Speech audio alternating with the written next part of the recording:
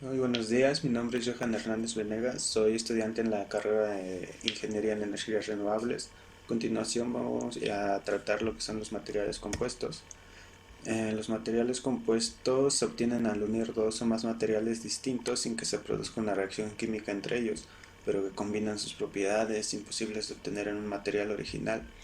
Los materiales compuestos tienen un requisito principal: garantizar las mismas cualidades de resistencia mecánica y o química de los materiales originales, pero cumpliendo unos objetivos fundamentales. Ya pueden ser la prestación que se deben utilizar o, por ejemplo, el disminuir peso, mejorar propiedades anticorrosivas y eléctricas en su rigidez o el rendimiento a altas temperaturas, la dureza, entre otras cosas. Los materiales compuestos obviamente tienen una clasificación.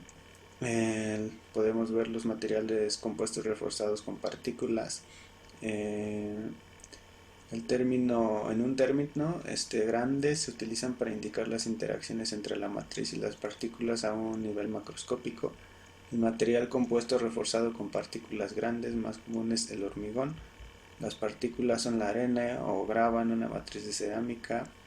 Este material lo podemos encontrar mucho en la industria de la construcción, y en esos casos pues es muy visible.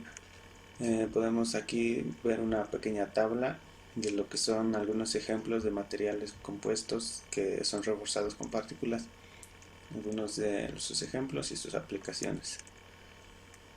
También encontramos lo que son los materiales compuestos reforzados con fibra. Estos son los materiales compuestos más conocidos por sus altas prestaciones mecánicas y el alto valor añadido del material final. La fase dispersa consta de fibras, que es una microestructura muy anistrópica, mientras que el módulo de elasticidad no cambia con el tamaño del material. Podemos ver aquí la composición de este tipo de material. Va a ir variando de acuerdo al material que se quiera componer. Por ejemplo, podemos ver ahí las fibras y la resina cómo van intercaladas para que el material obviamente tenga una mayor resistencia o mayor prestación al trabajo que se le quiera hacer. Podemos ver lo que son los cementos y hormigones. El hormigón y el cemento pues lo podemos encontrar en la industria civil. Son muy vistos y de igual manera son muy manejados ahí. Eh, Podemos verlo en técnicas, podemos ver las técnicas de fabricación de los materiales.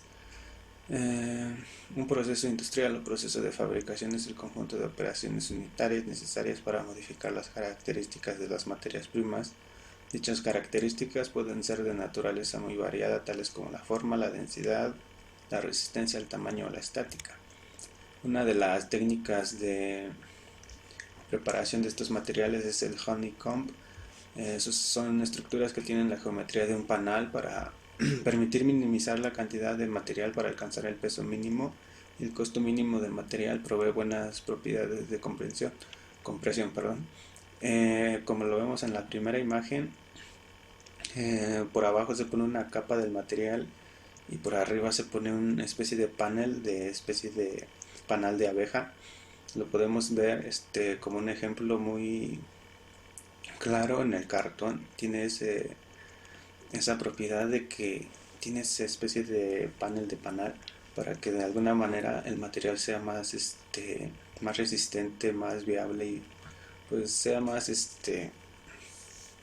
fácil de utilizar en su campo. El hand layup, la laminación manual, es el método más fácil para reforzar una pieza con fibra. Este proceso se lleva a cabo en un molde abierto, el cual debe ser previamente acondicionado. Las resinas que se utilicen deben ser siempre mezclas con un endurecedor o catalizador. Dado caso que esto no se haga, el curado puede llevar o llegar a días, semanas. También se tiene que ahorrar el molde donde se humedece con la mezcla. Esto puede ser usado con brochas o vertido. Luego se ponen las láminas sobre el molde, y estas son asentadas con rodillos de acero para mejorar el acabado.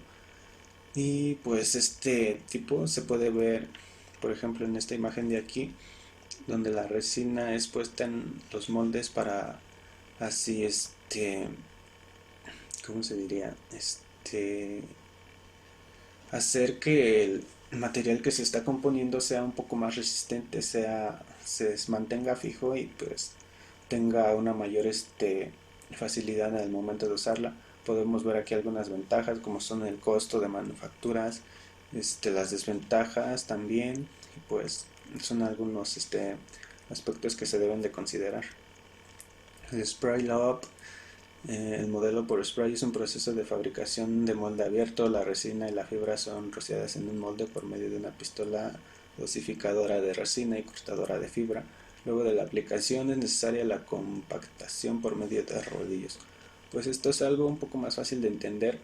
En la resina o el material que se tenga que usar se usa a través de rociadores, los cuales son los que se encargan de dispersar todo el material a través de los moldes o del material o compuesto donde se quiera usar. Aquí podemos ver algunas ventajas, algunas otras desventajas. Una aplicación: dice, este método es comúnmente usado para la fabricación de bañeras, cascos de barcos, piscinas y partes de muebles.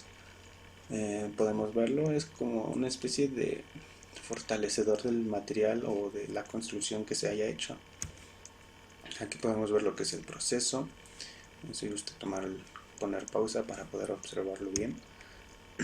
Podemos encontrar también lo que son los diseños de compuestos. El diseño de los materiales compuestos va a depender de qué tipo de material estemos hablando.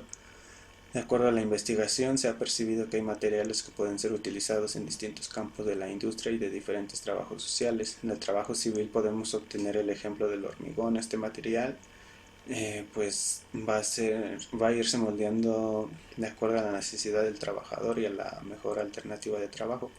Por otra parte, los plásticos compuestos van a formar la parte o la forma del molde que esté en juego.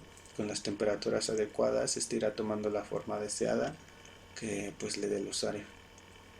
Algunos usos: como ya hemos visto, los materiales son de demasiada utilidad para los trabajos de nuestro día a día y otros a mayor escala. Podemos encontrar lo que es el composite de aluminio, conocido a veces por el nombre de las marcas Dibond o Alu-Q-Bond. Es un papel multicapas compuesto por dos chapas de aluminio, normalmente lacradas y pegadas a un núcleo de polietileno, material con buenas cualidades térmicas, acústicas y